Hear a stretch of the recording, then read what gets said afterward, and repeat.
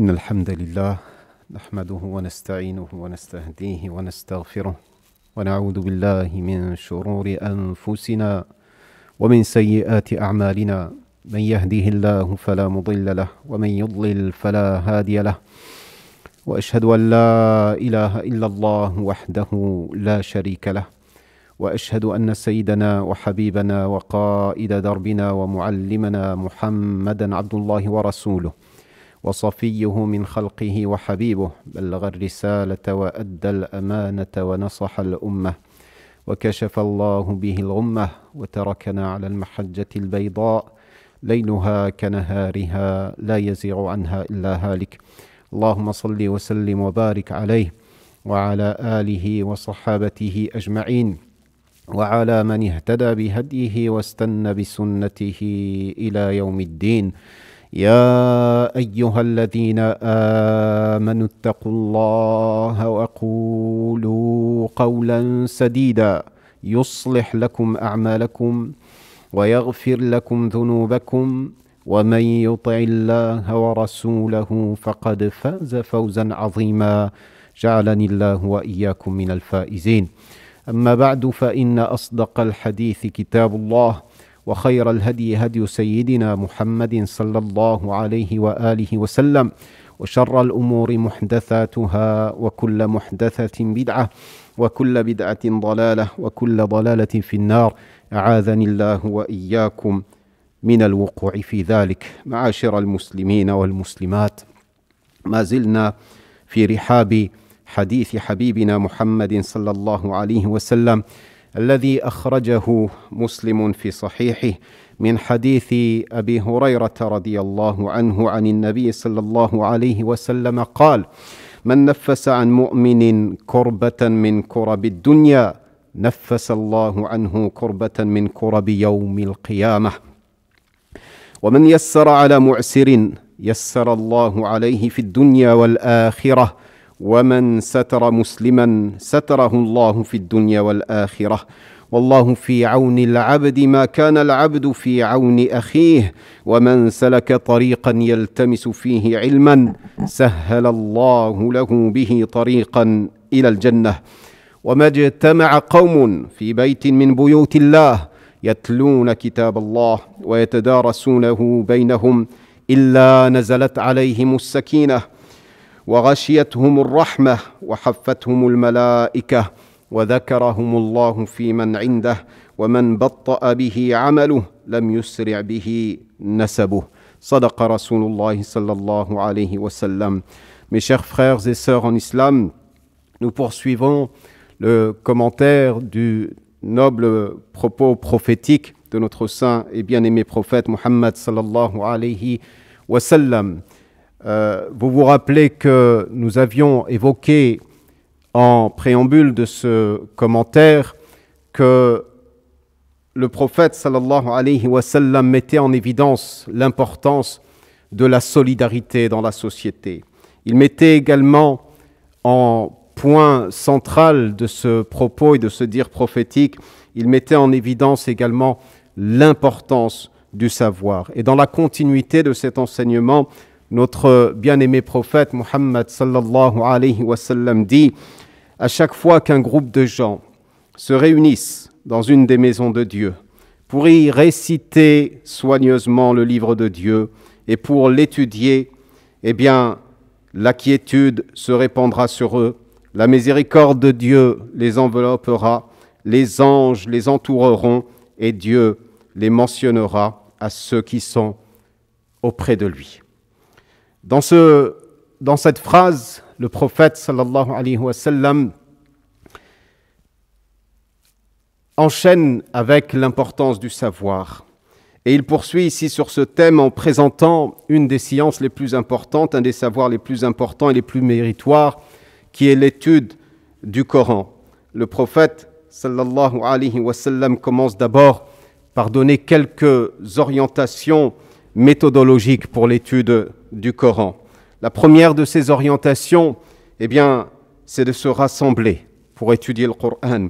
Effectivement, car quand on se rassemble, il y a une source de motivation, il y a un encouragement, Et on y trouve également de la solidarité, ce qui fait écho à la solidarité précédemment évoquée, la solidarité sociale, mais la solidarité également intellectuelle. Et il y a effectivement dans le groupe, dans le rassemblement, eh bien, une méthode un peu plus efficace pour l'apprentissage. On apprend plus vite et on profite parfois quand on écoute les fautes des uns et des autres pour évoluer et pour s'enrichir. Et de cette manière-là, le prophète Muhammad sallallahu alayhi wa sallam évoque effectivement le fait de se rassembler. La deuxième orientation méthodologique mise en évidence par le prophète sallallahu alayhi wa sallam, c'est de se rassembler dans une des maisons d'Allah tabaraka wa ta'ala. Et vous le savez, et c'est le cas de la majorité des savants, tous ou une grande partie d'entre eux en tout cas estiment que lorsqu'on parle des maisons de Dieu, il s'agit là des mosquées. Conformément à une parole dans la sourate An-Nur, où Allah tabaraka wa ta'ala, un verset dans la sourate An-Nur, dans laquelle Allah tabaraka wa ta'ala nous dit « Fi buyutin adhina Allahu an turfa' wa yudhkara fiha ismuh » يسبح له فيها بالغدو والآصال رجال لا تلهيهم تجارة ولا بيع عن ذكر الله وإقام الصلاة وإيتاء الزكاة يخافون يوما تتقلب فيه القلوب والأبصار نسأل الله السلامة والعافية.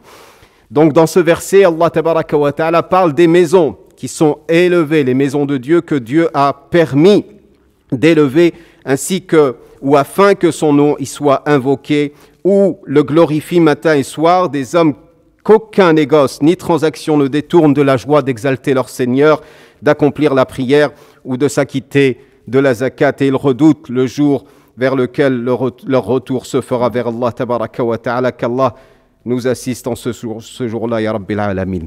Si une majorité des savants, effectivement, estiment qu'il s'agit des mosquées, eh bien, il y a un autre groupe de savants qui nous disent que Buyutullah, les maisons de Dieu sur terre, ne se restreignent pas uniquement à la mosquée. À cet effet, l'imam Nawawi, rahimahullah ta'ala, grand commentateur justement du Sahih de Muslim, dit à cet effet que tout endroit, que ce soit des mosquées, que ce soit des écoles, que ce soit des temples, que ce soit des sanctuaires, que ce soit des maisons également, dans lesquelles on se regroupe pour étudier la parole d'Allah tabaraka wa ta'ala, eh bien, les effets escomptés de ce rassemblement, on les retrouvera également, car il y a un hadith dans lequel le prophète sallallahu alayhi wa sallam a fait cette mention de manière très générale, sans spécifier la maison de Dieu, sans spécifier la mosquée à proprement parler. Aujourd'hui, c'est vrai que nous souffrons de la fermeture de nos mosquées, et on le souhaite, Inch'Allah, tabaraka wa ta'ala, que cette situation s'arrange et s'améliore dans les jours à venir. Mais si nos mosquées sont fermées, mes chers frères et sœurs en islam, faisons de nos maisons, transformons nos maisons en un lieu de recueillement, en un lieu spirituel, dans l'attente de la réouverture de nos mosquées. Et le prophète, sallallahu alayhi wa sallam, à cet effet, avait souligné l'importance justement de ne pas faire de nos maisons, de nos demeures, des lieux simplement où on y mange, où on y dort, sans aucune spiritualité. Il les comparait parfois à un cimetière qui est vide de toute spiritualité, une maison qui est vivante, et certes, celle dans laquelle il y a cette convivialité, ce rapprochement familial, etc. Mais il y a aussi de la spiritualité. Faites en sorte que vos maisons ne soient pas comparables à ces cimetières, comme a dit le prophète Muhammad sallallahu alayhi wa sallam. La troisième des orientations méthodologiques données par notre saint et bien-aimé prophète Muhammad sallallahu alayhi wa sallam est ici l'intention de ce rassemblement. Dans quel but nous nous rassemblons? Pourquoi agissons de la sorte? Eh bien, le prophète sallallahu alayhi wa sallam nous dit que nous devons être animés par le désir ardent et sincère de plaire à Allah tabaraka wa ta'ala afin d'y lire et d'étudier le Coran. Et comme vous le savez, l'intention, c'est le critère le plus fondamental et essentiel de la réussite. Allah tabaraka wa ta'ala place l'intention et la motivation première comme étant le critère du rayonnement de la fin. Man lam takun lahu bidayatun muhriqa, lam takun lahu nihayatun mushriqa. À cet effet, celui qui n'a pas un bon début, il ne peut pas espérer d'avoir une belle fin et une fin illuminée. Qu'Allah tabaraka wa ta'ala anime nos cœurs de la sincérité. Amin ya rabbil alamin. Une autre remarque à faire dans ce hadith, c'est lorsque le prophète Muhammad sallallahu alayhi wa sallam parle du qawm, Ici, ce terme est à la forme indéfinie, c'est-à-dire qu'il n'est pas question d'un groupe simplement de savants ou d'érudits ou d'initiés, quel que soit le niveau du groupe, quel que soit leur niveau intellectuel, quel que soit leur niveau spirituel, quel que soit leur niveau social. Dès lors qu'ils participent de cette manière au rassemblement et à l'étude et à la compréhension du Coran, eh bien ils bénéficieront de tout ce que le prophète sallallahu alayhi wa sallam a évoqué dans ce hadith. Et la quatrième orientation méthodologique donnée par le prophète sallallahu alayhi wa sallam est bien évidemment la lecture du Coran. La lecture a un effet insoupçonné sur nos cœurs, sur nos personnes, sur notre organisme, sur notre entourage. Allah tabaraka wa ta'ala fait descendre cette parole comme étant une parole bénie, comme étant une parole de miséricorde, comme étant une parole de lumière. Il qualifie le Coran comme étant un nour, il qualifie le Coran comme étant un ruh. وما كنت تدري ما الكتاب ولا الإيمان ولكن جعلناه نورا نهدي به من نشاء من عبادنا. C'est-à-dire que tu ne savais pas, ô Muhammad sallallahu alayhi wa sallam, que représentait la révélation, que représentait la foi exactement. Mais en fait, ce Coran, nous avons fait de ce Coran un ruh, c'est-à-dire une âme qui te permettra de revivre. Nous avons fait de ce Coran une lumière qui permettra de te diriger. Et n'ayez aucun doute à ce sujet, eh bien, la lecture du Coran a un effet inestimable sur les cœurs et sur les individus. Allah tabaraka wa ta'ala nous rappelle que c'était là la fonction ou une des fonctions premières de notre bien-aimé prophète Muhammad sallallahu alayhi wa sallam lorsqu'il dit لقد من الله على المؤمنين إذ بعث فيهم رسولا منهم يتلو عليهم آياته ويزكيهم ويعلمهم الكتاب والحكمة وإن كانوا من قبل لفي ضلال مبين. Dieu a été d'une extrême bonté envers les croyants en choisissant parmi eux un prophète. Dans quel but? Eh bien, afin de leur réciter les versets de Dieu et de les purifier et qui leur enseigne le livre et la sagesse, bien qu'ils fussent autrefois d'un égarement manifeste. Cette lecture, mes chers frères et sœurs en islam, doit se faire autant que faire se peut en respectant la forme et le fond. La forme parce que le Coran est un texte en langue arabe et nous devons respecter ces règles de langue arabe, mais également il y a aussi un art de la psalmodie du Coran qui s'appelle le tajwid et il faudrait respecter autant que faire se peut ces règles de tajwid. Mais ne vous inquiétez pas, celles et ceux qui ont des difficultés à lire le Coran, celles et ceux qui bégayent lorsqu'ils lisent le Coran, le prophète Muhammad sallallahu alayhi wa sallam garantit de la part de Dieu une double récompense pour les gens qui trébuchent quand ils parlent, les gens qui ont des difficultés avancées. Ne vous découragez pas par ces difficultés que vous rencontrez, car vous y verrez la miséricorde d'Allah tabaraka wa ta'ala et la bonté de Dieu se manifester à vous. Le fond également est très important, car participer à une lecture du Coran ne doit pas être une lecture mécanique et animée par le désir de finir la lecture. Bien au contraire, nous devons être attentifs qu'en réalité, lorsque nous lisons le Coran, Allah tabaraka wa ta'ala nous adresse sa parole. Le Coran, il nous est destiné à chacun d'entre nous. Et si chacun d'entre nous, justement, vivait cette lecture comme étant le réceptacle, le receveur de cette parole, eh bien, celle-ci aura un effet immédiat sur notre âme, sur notre cœur, sur notre devenir et sur la foi que nous portons dans nos cœurs. Qu'Allah tabaraka wa ta'ala nous anime de cette sincérité, de cette volonté d'apprendre toujours le Coran al-Karim qui est la parole d'Allah tabaraka wa ta'ala. Et nous donnerons quelques éléments de récompense ou les éléments de récompense qui sont nommés dans ce hadith. Après, dans le deuxième prêche, wa aqulu qawli hadha wa astaghfirullah li wa lakum fastaghfiru innahu huwal ghafurur rahim.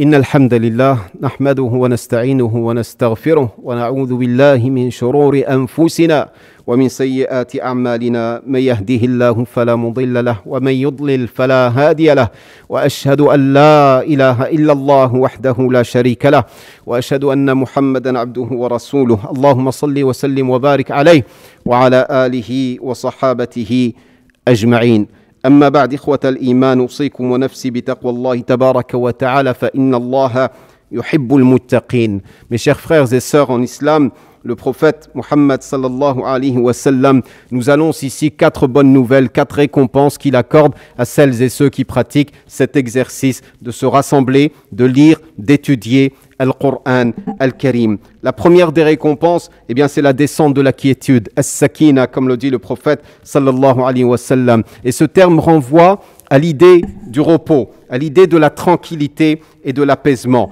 C'est tout l'opposé du mouvement, de l'agitation, de l'inquiétude, de l'angoisse, de l'anxiété et tous ces maux qui peuvent traverser l'être humain. En réalité, c'est l'apaisement des cœurs. Et nous le savons dans la société dans laquelle nous vivons aujourd'hui, un climat qui est assez anxiogène à tous les niveaux. À tous les niveaux, ne serait-ce que sur le plan de la crise sanitaire, nous avons besoin de cet apaisement des cœurs. Nous vivons dans l'anxiété, dans l'angoisse perpétuelle et permanente et nous avons besoin de calmer ce cœur afin qu'il ne s'emballe pas dans la crainte, dans l'angoisse, dans l'anxiété et toutes ces maladies qui ne font que ralentir l'épanouissement d'un être humain ou de freiner son épanouissement. Eh bien, nous avons besoin de cette tranquillité, de cette absence de mouvement. Et comme vous le savez, la deuxième des récompenses, c'est la miséricorde de Dieu qui les enveloppe, comme l'a dit le prophète sallallahu alayhi wa sallam. Cette miséricorde les recouvre, comme l'a dit le prophète sallallahu alayhi wa sallam, ce recouvrement, eh bien, c'est que ce recouvrement concerne l'ensemble de l'assise et de cette assemblée qui sont réunis pour réciter et étudier le Coran. Ils seront tous touchés par un effet de cette miséricorde dans toutes les difficultés de leur vie ou pour toutes les difficultés de leur vie. Cette miséricorde, en fait, c'est la manifestation de l'assistance divine. Que ce soit après un péché, cette miséricorde fera en sorte que Dieu te pardonne tes péchés. Que ce soit après une épreuve, Allah tabaraka wa ta'ala la rendra plus simple pour toi. Que ce soit après une maladie, Allah tabaraka wa ta'ala te couvrira de sa miséricorde. Que ce soit après quelques besoins de ta vie, eh bien Allah tabaraka wa ta'ala t'accordera cette miséricorde grâce à ton étude, grâce à ton acharnement et à ta détermination à lire et étudier Al-Qur'an Al-Karim. La troisième des récompenses, c'est la présence angélique, la présence de ces êtres purs et de pureté qu'Allah tabaraka wa ta'ala a créé de lumière. Eh bien les anges viennent. Ils participent également à cette assemblée. Ils les entourent de leurs ailes jusqu'à combler l'horizon jusqu'au ciel, comme a dit le prophète sallallahu alayhi wa sallam dans un autre hadith. Et à cette époque également, nous avons grand besoin de cette présence angélique. Nous avons grand besoin de cette miséricorde qui, comme vous le savez, les situations sont tous les jours de plus en plus tragiques. Qu'Allah tabaraka wa ta'ala nous aide à surmonter les épreuves de la vie. Ya Rabbil Alamin. Et la cerise sur le gâteau, le pompon de cette récompense, eh bien, c'est lorsque Dieu mentionne ton nom auprès des anges qui sont auprès de lui. Allah tabaraka wa ta'ala dit dans le Coran Karim, « Fadhkuruni أذكركم واشكروا لي ولا تكفرون جعلني الله وإياكم من الذاكرين الله كثيرا ومن الشاكرين آمين يا رب العالمين. Il n'y a aucun doute en cela, mes chers frères et sœurs en islam. Il n'y a aucun doute en cela. Toutes ces récompenses sont assurées à celles et ceux qui font l'effort d'aller vers la parole d'Allah tabaraka wa ta'ala. Allah dit dans la première sourate qui a été révélée, dans les 5 premiers versets du Coran qui ont été révélés, Iqra Bismi rabbika alladhi khalaq. Iqra wa rabbukal akram. Il a répété 2 fois le verbe lis. Eh bien, si tu lis au nom de ton Seigneur et tu lis avec intensité, avec ferveur et avec sincérité, tu verras se répandre sur toi la bénédiction, la générosité d'Allah tabaraka wa ta'ala qui est ici exprimé sous 4 récompenses. Qu'Allah ne nous prive pas de cela, ya Rabbil Alamin, ya Arhamar Rahimin. Qu'Allah tabaraka wa ta'ala nous aide à faire un beau retour vers sa parole. Amin ya Rabbil Alamin. Allahumma ighfir lana dhunubana, kaffir anna sayyi'atina, tawaffana muslimin, walhiqna bis salihin. Et nous invoquons Allah tabaraka wa ta'ala pour un de nos fidèles frère de cette mosquée qui venait prier avec nous, c'est le Hajj Touhami, qu'Allah tabaraka wa ta'ala a rappelé à lui, qu'Allah le couvre de sa miséricorde, qu'Allah tabaraka wa ta'ala lui pardonne. Et également un frère nous a demandé des invocations pour son oncle qui vient de décéder. Allahumma ghfir lahu warhamhu ya rabbil alamin, waghfir li hayyina wa mayyitina wa ghaibina wa hadirina wa dhakarina wa unthana wa saghirina wa kabirina bi rahmatika ya arhamar rahimin. Allahumma arham mawtana wa mawta al-muslimin. Allahumma ashfi mardana wa marda al-muslimin. Allahumma arham mawtana wa ashfi mardana wa afi mubtalana wa أحسن عاقبتنا في الأمور كلها واجرنا من خزي الدنيا وعذاب الآخرة يا رب العالمين. وصلى الله وسلم وبارك على نبينا محمد وعلى آله وصحابته أجمعين. سبحان ربك رب العزة عما يصفون وسلام على المرسلين الحمد لله رب العالمين.